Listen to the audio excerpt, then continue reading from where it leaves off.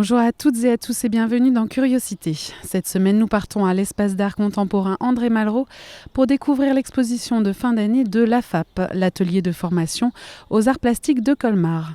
Un événement anniversaire puisqu'il s'agit de la 20e exposition de l'AFAP à l'espace Malraux, l'occasion d'ouvrir ses sens et sa perception pour capter le bruit des couleurs, comme le laisse entendre le titre de l'exposition. En écho au thème du Salon du Livre de Colmar, les élèves ont en effet travaillé sur la notion d'expression plastique du son, des mots et des notes. De là est née une exposition à voir, à entendre et à ressentir, de quoi fêter dignement 20 années d'expérimentation plastique.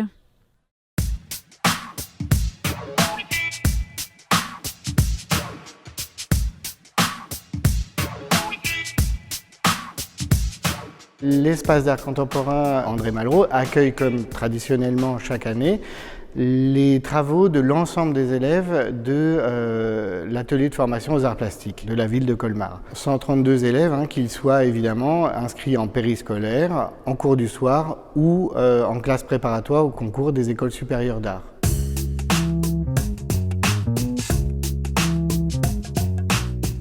Nous avons essayé, encore une fois, de nous caler sur le thème du Festival du Livre. Plus particulièrement, puisque le mot et le son ne sont pas vraiment des arts plastiques, nous avons choisi pour cette exposition de fin d'année de travailler autour du bruit et des couleurs.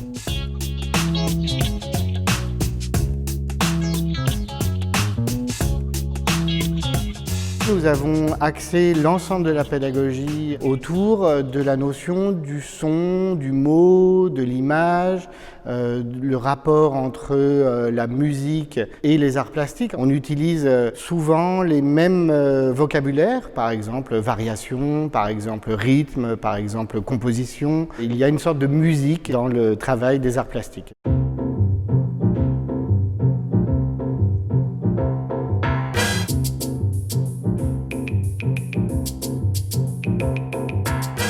On avait l'habitude de faire une installation collective autour d'un thème précis. On a gardé cette idée de thème précis, mais par contre, ce qui nous a intéressés depuis l'an dernier, c'est d'essayer de mettre en valeur l'individualité et l'unicité de chaque élève au sein d'un cours. Puisque l'an dernier, on s'est aperçu que vraiment c'était ça le corps de notre enseignement et de notre pédagogie, c'est-à-dire la mise en perspective en fait d'une expression personnelle. Nous sommes tous professionnels dans le domaine qu'on enseigne, mais ce qui nous intéresse, c'est pas de montrer un savoir-faire, mais c'est plutôt d'accompagner des personnes en devenir pour que chacun puisse aller un petit peu plus loin que là où il serait allé tout seul. Aussi peut-être gagner en estime de soi, se dire tiens, je ne me sentais pas capable de faire ça, comme ça, j'y suis arrivé et donc voilà, l'idée c'est ça.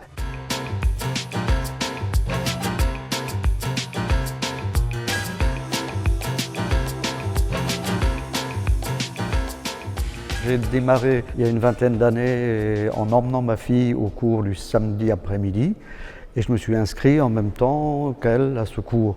Et donc depuis 20 ans, je suis fidèle à l'école d'art plastique de Colmar, fidèle également à l'exposition depuis 20 ans ici dans la salle. Et quand je revois ce que j'ai fait il y a 10-15 ans, je vois le progrès réalisé en 20 ans de présence dans cette école, qui nous pousse effectivement à se remettre en cause, à avoir un esprit de recherche, d'inventivité, de créativité sans limite.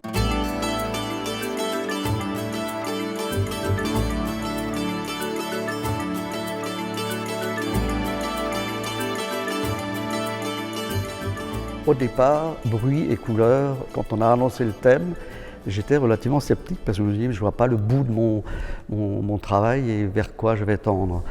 Et puis ma fille, qui a une trentaine d'années, a fait une licence d'art plastique, je lui ai soumis le sujet. D'entrée de jeu, elle ne voyait pas comment démarrer une recherche et un travail. Alors j'aime beaucoup la musique ancienne, donc j'ai pris le Lamento di Ariane de Claudia Monteverdi, que j'ai écouté pendant des heures et sur lequel je me suis basé pour faire mon cheminement sur la couleur. J'ai donc créé le cheminement de cette Ariane qui se lamente au bord de la plage et Thésée qui s'en va, qui la délaisse, elle va mourir, si elle n'a pas de secours, elle va mourir sur cette plage. Et ça, c'était le thème de base, en y mêlant donc des couleurs différentes selon les disques que j'ai créés, pour passer donc du vent et des couleurs froides aux couleurs beaucoup plus chaudes à la fin de mon travail. Voilà.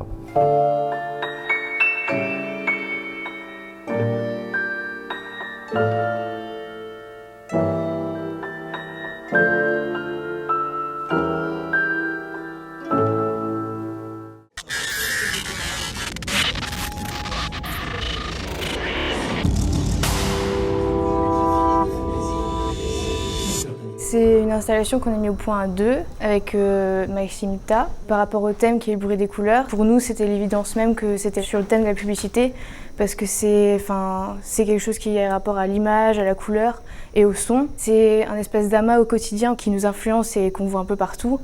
Ça fait comme un espèce de bruit, un brouhaha qui se met dans nos oreilles tout le temps et qui est oppressant en fait. Et c'est ce qu'on a voulu représenter dans cette installation. L'objectif, c'est de confronter donc le spectateur à ce qui l'entoure au quotidien, ce qui peut l'influencer dans sa vie quotidienne. C'est vraiment représenter la malsénité de la chose en fait.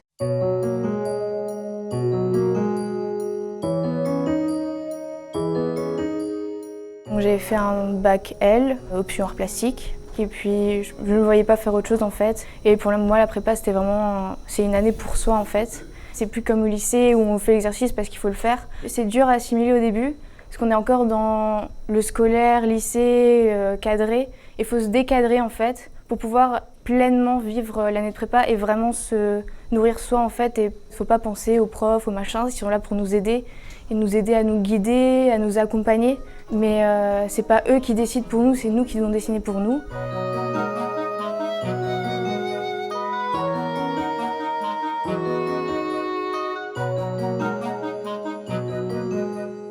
J'ai beaucoup travaillé sur l'identité et le corps en fait. Ce que je cherche à faire dans mes travaux, c'est à trouver la part en soi qui est cachée ou les sentiments ou ce qu'on ne veut pas forcément révéler aux autres. Pour moi, le bruit, c'est plus les pensées qu'on a dans la tête.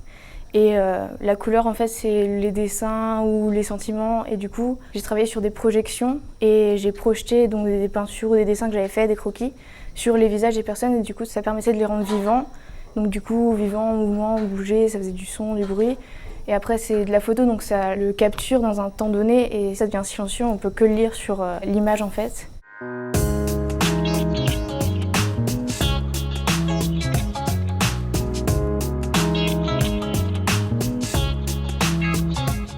J'ai un peu du mal à montrer et à laisser les gens regarder ce que je fais. Je suis pas vraiment sensible à la critique ou quoi, mais c'est plus psychologique en fait. Des gens vont voir des détails que nous on n'aura pas vus et du coup ils vont apprendre quelque chose sur nous. Parce qu'on met toujours un peu une part de soi ou de son vécu dans quelque chose. Et du coup c'est un peu se dévoiler, c'est devenir vulnérable. Et c'est ça qui me fait un peu peur en fait, mais après ça fait partie du jeu. J'ai déjà fait quelques expositions privées, mais bon, ça me fait toujours grand plaisir de venir dans ce lieu, qui est quand même un lieu un peu mythique quand même de la ville de Colmar, et dire qu'on a exposé à Malraux reste quand même une référence entre guillemets. Chaque année, je suis surpris, assez émerveillé aussi par l'investissement de ces élèves. Ça se fait pas forcément sans parfois grincement, tout ça, voilà. On a des élèves qui nous disent « Ah oui, mais moi, ce sujet, ça m'intéresse pas, tout ça, voilà, c'est compliqué. » Mais tout notre rôle, c'est justement d'essayer de les amener à comprendre qu'ils ont leur propre chemin, que ce n'est qu'un prétexte, en fait. Et en comprenant ce cadre, eh bien, on trouve sa liberté.